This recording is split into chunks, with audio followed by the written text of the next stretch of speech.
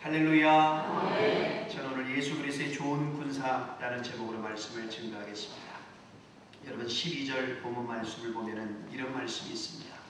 참으로 참으면 또한 함께 왕노릇할 것이요 우리가 주를 위임하면 주도 우리를 부인하실 것이라. 참으면 또한 함께 왕노릇할 것이요. 저는 이 말씀을 묵상하면서 굉장히 기분이 좋았습니다. 하나님의 자녀를 향한 하나님의 계획은 이 세상에서 왕노릇하기 위함이라는 사실을 깨달았기 때문입니다. 여러분, 왕은 다스리는 자이죠. 왕노릇한다는 것은 다스리는 자로 살게 된다는 뜻입니다. 에덴 동산에서 아담과 하와에게 하나님이 다스리는 복을 주셨어요. 창세기 1장 28절에 하나님이 그들에게 복을 주시며 하나님이 그들에게 이르시되 생육하여 번성하여 땅에 충만하라. 땅을 정복하라. 바다의 물고기와 하늘의 새와 땅에 움직이는 모든 생물들을 다스리라 하십니다. 여러분, 하나님께서 사람을 처음 만드실 때에 세상을 다스리는 자로 만드셨어요. 다시 말하면 왕노릇하는 자로 만드셨다. 그런데 여러분, 이 다스린다라는 뜻이 무슨 의미가 있느냐면 제자리에 놓다, 바른 위치에 놓는다라는 뜻이 있습니다. 하나님께서 우주 만물을 아름답게 창조하셨는데 그 우주 만물을 창조하신 아름다움을 우리가 정말로 하나님의 뜻에 맞게 바른 위치에 놓으면서 살아가는 것이 뭐예요? 바로 다스린다는 의미고, 바로 그런 삶이 다스리는 삶이 왕노릇하는 삶을 믿으시기 바랍니다. 그런데 여러분, 이 다스리는 자가 마귀 유혹에 빠져서 마귀의 다스림을 받고 말았어요. 마귀를 다스리지 못하고 마귀의 다스림을 받아요. 그래서 죄를 짓고 에덴 동산에서 그만 쫓겨나고 말았습니다. 그리고 우리는 죄인이 되어서 지옥의 삶을 살고 있는 것입니다. 그렇게 살았던 우리 죄인들이 예수 그리스도의 십자가의 은혜로 구원을 받아서 하나님의 자녀가 되고 이 세상의 왕이신 하나님의 자녀가 되는 권세를 얻은 것입니다. 영접하는 자, 곧 그 이름 예수 그리스도 이름을 믿는 자들에게는 하나님의 자녀가 되는 권세를 주셨다. 여러분, 이 하나님의 자녀의 권세라는 것은 신분이 주는 권세입니다. 여러분, 문재인이라는 일반인이 권세가 있는 것이 아니라 대통령이라는 신분이 권세가 있기 때문에 문재인 대통령께서 여러분 이 민족을 이끌어가고 있는 것이죠. 마찬가지입니다. 하나님의 자녀라는 권세, 우리가 하나님의 자녀라는 그 이름의 권세가, 신분 자체가 권세가 있기 때문에 우리가 예수를 믿는 순간 우리는 하나님의 자녀가 된 겁니다. 즉 왕이신 하나님의 자녀가 되었으니 우리는 왕자가 아니겠어요? 그러니까 우리가 이 세상을 다스리며 왕노릇하는 것입니다. 여러분, 우리가 세상을 다스리고 마귀를 다스리고 나를 다스리고 세상을 이기는 자로, 이 세상을 다스리는 자로, 변화시키는 자로 왕노릇하는 하나님의 백성이 되는 것은 당연한 것입니다. 하나님이 우리를 구원하신 것은 왕노릇하게 하심이라는 사실을 믿으시기를 바랍니다. 왕노릇하고 세상을 다스리는 자가 되어야 됩니다. 세상의 다스림을 받지 말고 세상을 다스리는 것입니다. 그러기 위해서는 좋은 일꾼이 되라, 이렇게 말씀해요. 좋은 일꾼이 되려면 예수 그리스도의 군사가 되라, 좋은 군사가 되라라고 오늘 성경은 말씀하고 있는 것입니다. 여러분, 영적인 전쟁으로 살아가는 우리 그리스도인들의 자세는 군사라는 것입니다. 오늘 하나님께서 사도 바울을 통해서 하나님께서는 당신의 자녀들이 그리스도의 군사가 되라고 분명히 말씀합니다. 성경에는요, 하나님의 자녀들을 군사로 표현한 말씀들이 있습니다. 빌립보서 2장 25절에 에바브로디도를 너에게 보내는 것이 필요한 줄로 생각하니 그는 나의 형제여 함께 수고하고 함께 군사된 자요, 그랬습니다. 빌레몬서 1장 2절에는 우리와 함께 군사된 아키포와 너의 집에 있는 교회에 편지한다, 그랬습니다. 여러분, 바울은 자신과 함께 일하는 사람들을 그리스도의 군사라고 말로 표현하고 있습니다. 오늘 본문 3절에서도 그리스도의 군사라고 성도들을 표현합니다. 한번 읽어볼까요? 3절 말씀 시작. 나와 함께 고난을 받을지니. 여러분, 하나님께서 교회와 그리스도인이 군사가 되어야 함을 강조하는 이유가 무엇일까요? 그리스도인의 신앙의 삶은 영적 전쟁입니다. 세상은 영적 전쟁터라고 생각하셨기 때문입니다. 그래서 구원받은 공동체로 우리가 살아가기 위해서 하나님 나라를 위하여 영적 전쟁을 치러야 하고 세상의 섬김과 나눔의 공동체를 이루어가야 하기 때문입니다. 여러분, 군사는 전쟁하는 사람이에요. 전쟁은 죽고 사는 것입니다. 생명을 내놓는 아주 위험한 일이 전쟁입니다. 그런데 그리스도 예수의 좋은 군사라고 하는 것은 무엇보다도 전쟁에서 이길 수 있는 사람이에요. 우리는 이기는 자가 되어야 돼요. 어떻게 이기는 자가 되겠습니까? 군사는 훈련을 잘 받아야 됩니다. 그리고 군사는 명령에 복종해서 일사불란하게 움직여야 전쟁에서 이길 수가 있는 것입니다. 그런 의미에서 하나님께서는 오늘 사도 바울을 통해서 예수 그리스도의 좋은 군사의 자격을 우리에게 두 가지로 말씀합니다. 예수 그리스도의 좋은 군사의 자격이 첫 번째로 뭐냐? 예수 그리스도의 좋은 군사는 은혜에 강한 사람이 되어야 된다는 것입니다. 할렐루야. 네. 오늘 보면 1절 말씀 한번 읽어볼까요? 1절 말씀 시작. 내 아들아, 그러므로 너는 그리스도 예수 안에 있는 은혜 가운데 강하고. 예수 그리스도의 좋은 군사는 은혜에 강한 사람이에요. 성도는 은혜를 사모하고 은혜를 받아야 합니다. 은혜는 점점 더 강화되어야 됩니다. 오늘 본문은 사도 바울이 목회자였던 자신의 영적인 아들 디모데에게 전한 편지입니다. 여러분, 목회자가 되었다는 것은 특별한 은혜를 받은 사람이잖아요. 그런 특별한 은혜를 받은 사람임에도 불구하고 다시금 오늘 사도 바울은 디모데를 향해서 내 아들아, 그리스도 예수 안에 있는 은혜 속에 강하라, 이렇게 권면하고 있어요. 은혜 없이는 사역을 할 수 없기 때문이죠. 은혜의 불꽃이 꺼져버리면 우리의 삶은 열매 없는 삶으로 전락하고 마는 것입니다. 1865년 4월 14일 아브라함 링컨이 저격을 당한 날입니다. 국회 도서관장이 아브라함 링컨이 저격 당시 주머니 속에 소지했던 물품을 일반인에게 공개했습니다. 손수건 한 장, 안경집, $5짜리 지폐가 든 지갑, 그리고 오려진 신문 조각 몇 개가 나왔습니다. 그 신문 조각은 영국의 정치가 존 브라이트의 연설문이 들어있었습니다. 그 연설문의 내용은 이렇습니다. 아브라함 링컨이야말로 가장 위대한 사람 중에 한 사람이다. 이런 내용이었어요. 여러분, 링컨에게는 정적들이 당시 많았어요. 비록 남북전쟁에서 승리했지만 전쟁의 상처는 깊었어요. 경제적인 도탄과 민심의 이반, 해결해야 될 정치적인 과제가 산적해 있었어요. 이때 링컨은 난국을 헤쳐나가기 위한 자존감이 필요했던 것입니다. 그의 마음이 낙심될 때마다 그는 이 기사 쪽지를 꺼내보면서 자신의 사명을 재확인했던 것입니다. 여러분, 주의 말씀과 은혜를 가까이 함으로 내가 어떤 존재임을 확인하는 것이 영적 자존감의 출발입니다. 우리가 세월이 가고 나이가 들수록 건강이 쇠약해지고 젊은 날에 꿈이 퇴색되어 갈 때, 여러분, 주님은 우리에게 새로운 은혜의 주님으로 다가오심을 믿으시기 바랍니다. 우리는 새로운 은혜가 필요합니다. 디모데는 어렸을 때 3대째 신앙의 뿌리를 가지고 자랐어요.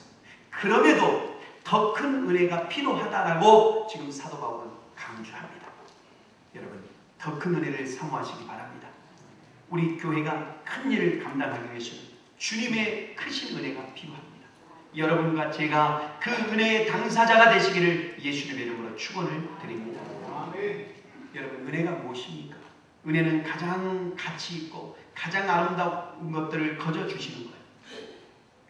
자격 없는 사람에게 값없이 가장 아름답고 가장 소중하고 가장 가치 있는 것들을 거저 주시는 것이 은혜.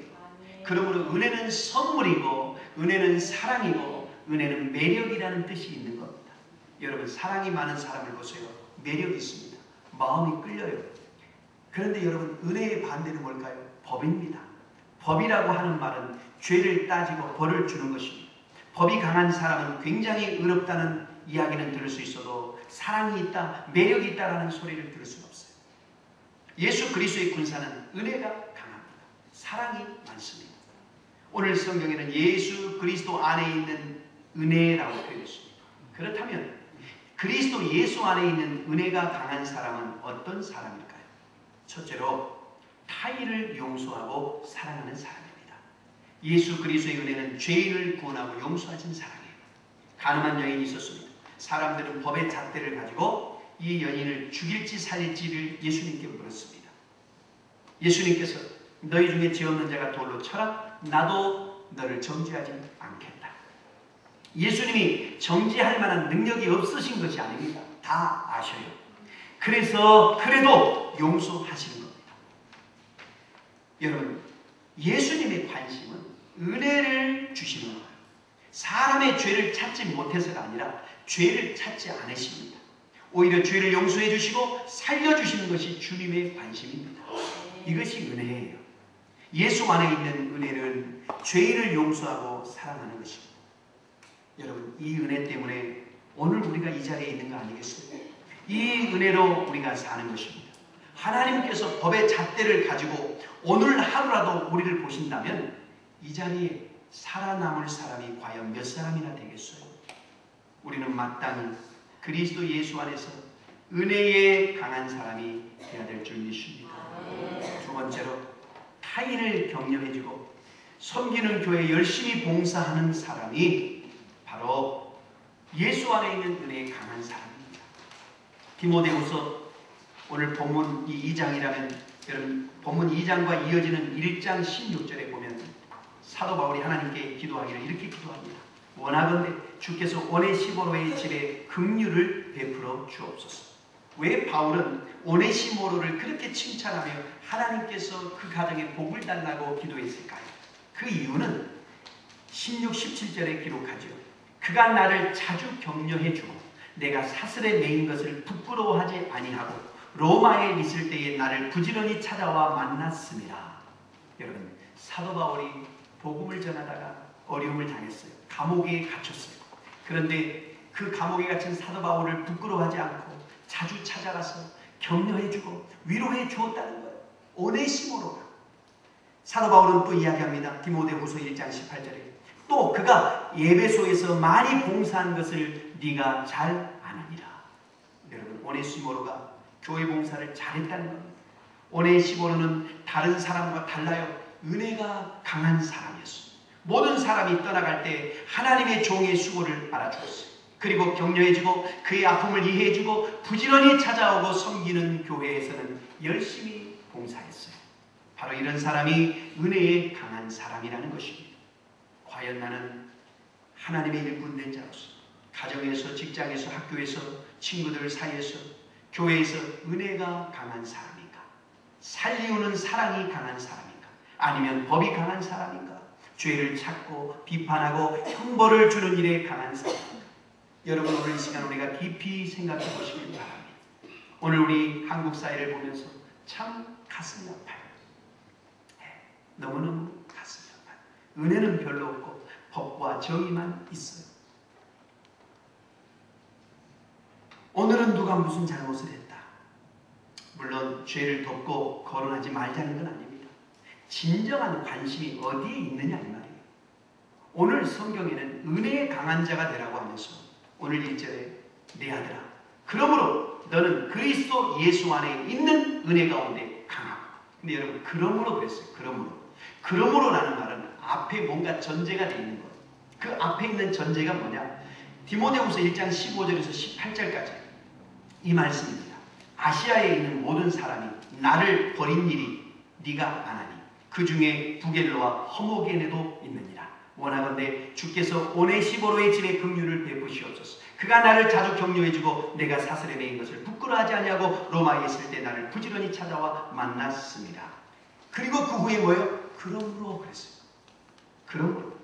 여러분, 오늘도 이 말씀 속에 보게 되면 아시아에 있는 모든 사람이 나를 버린 일을 네가 안다. 사도 바울이 로마 감옥에 갇히자 사람들이 사도 바울을 그렇게 사도로 존중하고 귀하게 여기다가 감옥에 갇히자 다 주의를 떠나버렸다 이 말입니다. 예수님이 십자가에 못 박히자 끝났다고 다 떠나버린 제자들처럼 말이죠. 그렇게 주님을 사랑하고 사도 바울을 높이고 주님이 없이는 못 살겠습니다 하던 제자들이 로마 감옥에 갇히고 예수님이 십자가에 못 박히자 다 흩어지고 말았어요. 여러분, 어떻게 생각하십니까? 교회가, 사회가 누가 어려운 일이 닥칠 때 다 떠나버리는 것이 세상이에요. 우리는 이 세상을 떠나는 것이 아니라 어떻게 하면 이 어려운 사람을 살려줄까 하는 것이 우리의 관심이 되어야 될 줄 믿습니다. 그런데 오늘 본문 후에 보면 사도 바울이 얼마나 복음을 전도하고 교회 일을 하면서 어려웠는가를 알 수 있습니다. 은혜에 강해야 하는데 좋은 일꾼이 되어야 하는데 여러분 14, 15절 한번 볼까요? 한번 다 같이 읽어보겠습니다. 14절에서 15절 시작.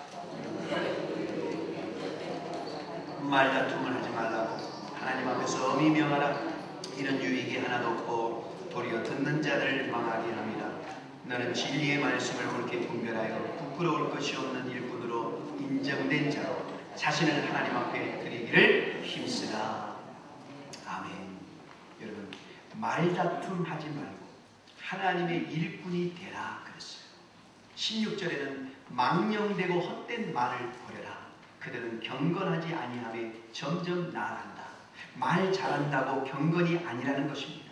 17절 19절을 이어서 얘기합니다. 그들의 말은 악성 종양이 퍼져나감과 같은데 그 중에 후메네오와 빌레도가 있느니라.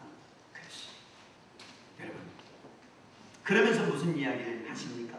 큰 집에는 금그릇도 있고 은그릇도 있고 나무 그릇도 있고 질그릇도 있는데 귀하게 쓰이는 그릇은 뭐냐? 깨끗한 그릇이다.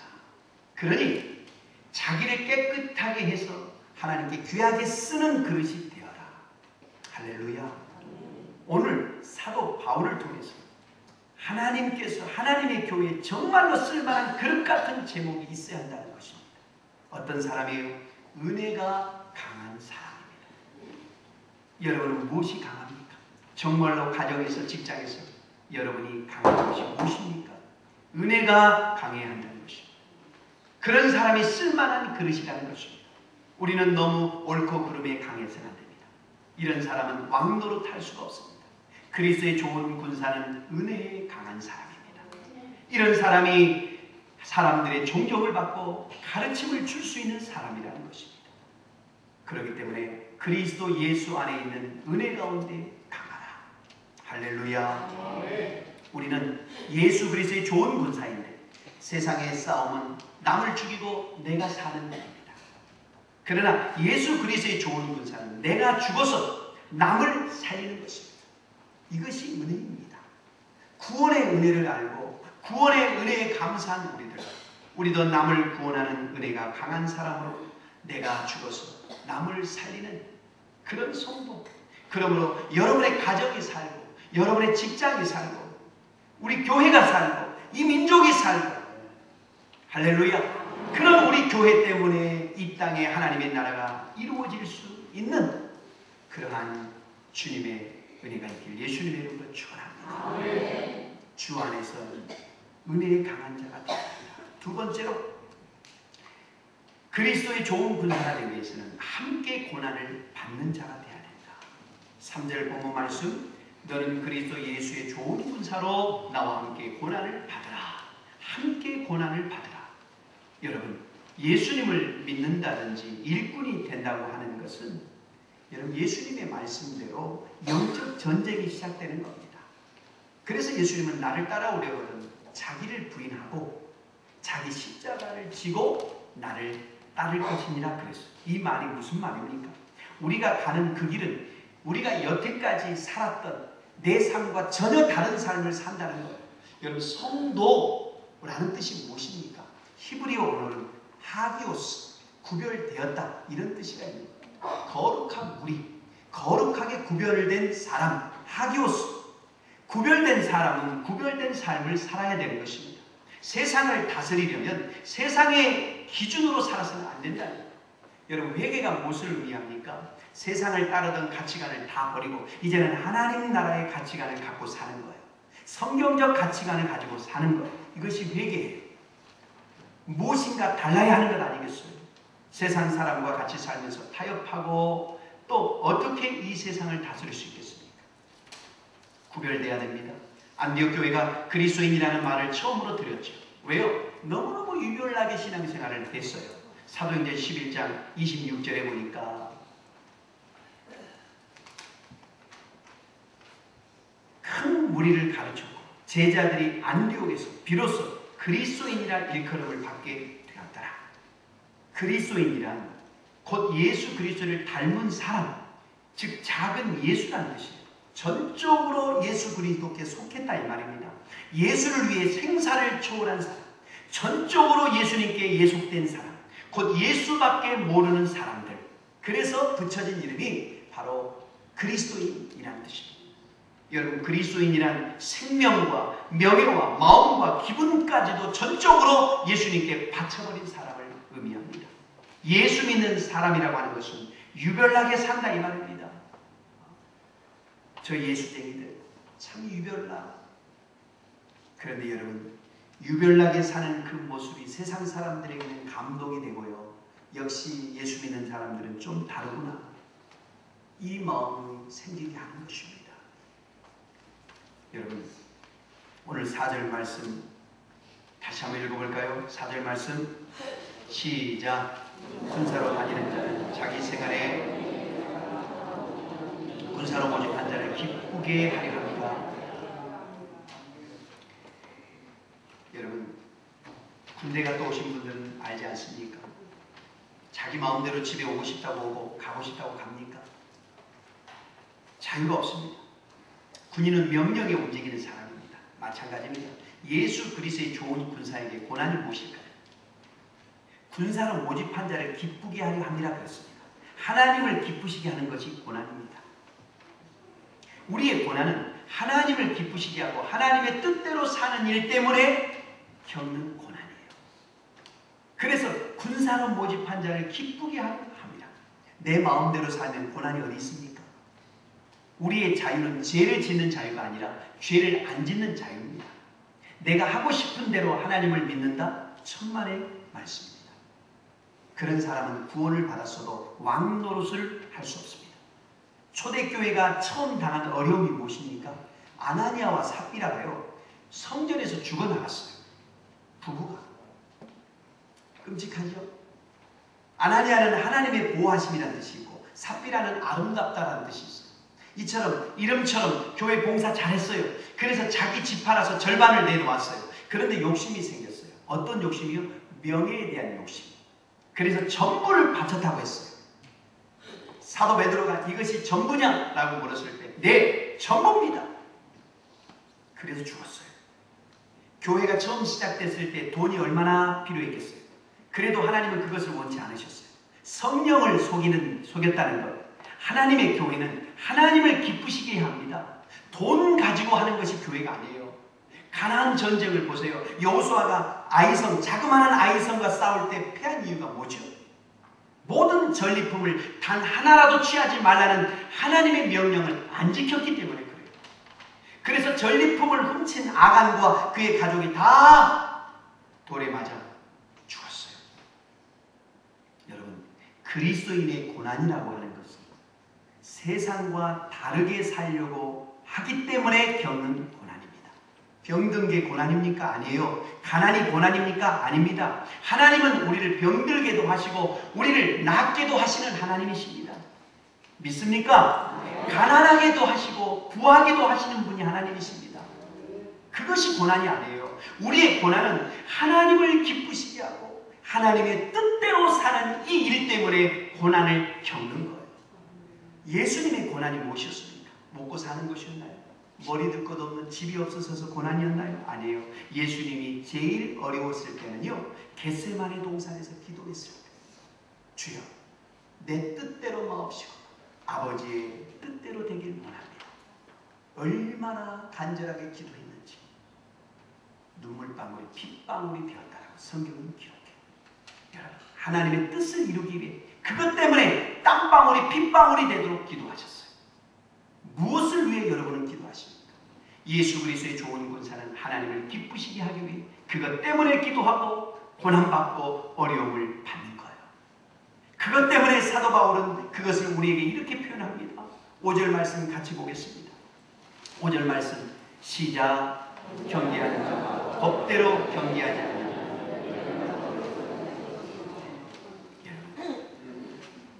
우리의 신앙은 경주라고 했어요. 우리는 신앙의 경주자예요. 근데 경주자에게는 법이 있어야 돼요. 그 법이 무엇이냐? 하나님을 기쁘시게 하는 법이에요. 다른 것이 없어요. 하나님을 기쁘시게 하고 하나님의 뜻대로 하는 것이 법이에요. 그렇게 살려고 하니까 순교도 하게 되는 것입니다. 그렇게 살다 보니까 어려움도 당하는 것입니다. 11조 생활한다, 주일 성수한다, 어렵습니다. 왜요? 하나님 말씀대로 살자니 어려운 거예요. 그러나 그렇게 하지 않으면 승리의 멸관을 얻지 못한다고 했어요. 여러분이 힘쓰고 정말 목숨 바쳐서 기도하는 내용이 무엇입니까? 하나님을 기쁘시게 하는 자가 되시기를 예수님의 이름으로 축원을 드립니다. 여러분, 베토벤을 아시죠? 이 베토벤이 얼마나 유명한 음악가입니까? 세상 사람들은 그를 가리켜 악성이라고 합니다. 음악의 성인. 이분이 왜 음악의 성인이냐? 32살에 귀머리가 되었어요. 한참 일할 나이. 죽으려고 작성하고 유서를 썼습니다. 이 유서가 이렇게 시작됩니다. 나는 지난 6년 동안 나아질 것이라는 희망 속에 살아왔습니다. 하루하루 절망의 연속이었습니다. 그러나 나는 귀머리가 되고 말았습니다. 나는 잠시 후면 삶을 마감하게 될 것입니다. 이 유서를 다 쓰고 보니까 너무 억울한 생각이 들어요. 내가 이렇게 죽으면 무엇인가? 그래서 하나님께 다시 기도해요. 하나님, 단 하루만이라도 기쁨을 만끽하게 해주시는데 내가 작곡한 이 음악들을 하루만 들어서 기쁘게 해주세요. 기도가 아닌 처절한 부르짖음이었어요. 그런데 또 마음이 와닿는 것이 있었어요. 하나님이 이 세상에 나를 보내실 때 분명한 뜻이 있었는데 내가 그 일도 못하고 죽으면 억울하다 생각해서 다시 기도를 바꿔서 이렇게 기도합니다. 하나님, 내가 어떻게 되든지 하나님의 일을 하는 사람이 되게 해 주옵소서. 할렐루야. 그는 그로부터 귀가 멀었어요. 그러나 그 후 24년 동안 32세 죽으려고 생각했던 그때에는 상상하지 못할 엄청난 작곡을 합니다. 그리고 그 음악들은 모든 사람에게 환호와 찬양을 받았어요. 그가 환희의 송가라는 곡을 작곡하고 연주했을 때 사람들은 이 음악이 너무너무 대단해서 일어나 기립박수를 했어요. 그렇지만 그는 그 음악을 듣지 못했고 박수 소리도 듣지 못했어요. 그러나 그 마음속에는 하나님이 주신 은혜로 이 일을 감당한 줄로 믿는 그 기쁨으로 가득 찼어요. 할렐루야. 예수 그리스도의 좋은 군사는 하나님을 기쁘시게 하는 목표를 갖고 살고 그래서 왕노릇하는 사람이 되는 겁니다. 아브라함이 아들 이삭을 바칠 때에도 야곱이 그 자손들을 축복할 때에도 하나님이 복 주실 것을 믿었던 거예요. 그래서 승리한 것입니다. 믿음의 승리는 다른 것이 아니에요. 하나님을 기쁘시게 하는 데 있는 것입니다. 그렇기 때문에 가난해도 부자를 다스릴 수 있어요. 그들에게 영향력을 끼칠 수 있어요. 병들어도 건강한 사람보다 더 큰 일을 할 수가 있습니다. 하나님을 기쁘시게 하려면 그렇게 할 수 있어요. 하나님은 약한 자를 들어서 강한 자를 부끄럽게 하십니다. 어리석은 자를 들어서 지혜로운 자를 부끄럽게 하십니다. 오늘 우리의 형편과 처지가 어떠하든지 하나님을 기쁘시게 하는 것이 내 법이고 내가 승리의 관을 쓸 수 있다는 믿음으로 충성할 수 있는 저와 여러분이 되시길 예수님의 이름으로 축원을 드립니다. 여러분, 그리스도인의 고난의 의미를 아시겠지요?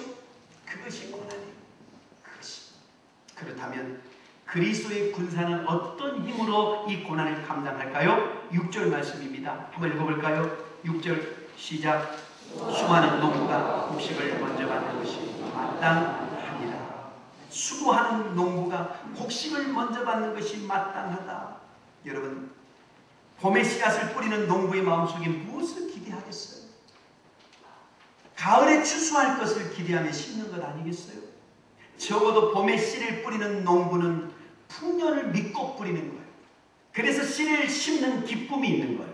그러므로 그리스도의 좋은 군사는 추수할 열매를 기대하는 마음으로 인내하며 감당하는 것입니다.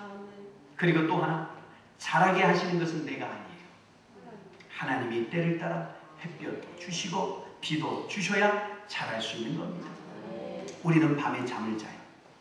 여러분, 곡식도 밤에 자라게 되어 있습니다. 사람도 밤에 큽니다. 내가 키우는 것이 아니라 하나님이 키우신다는 것.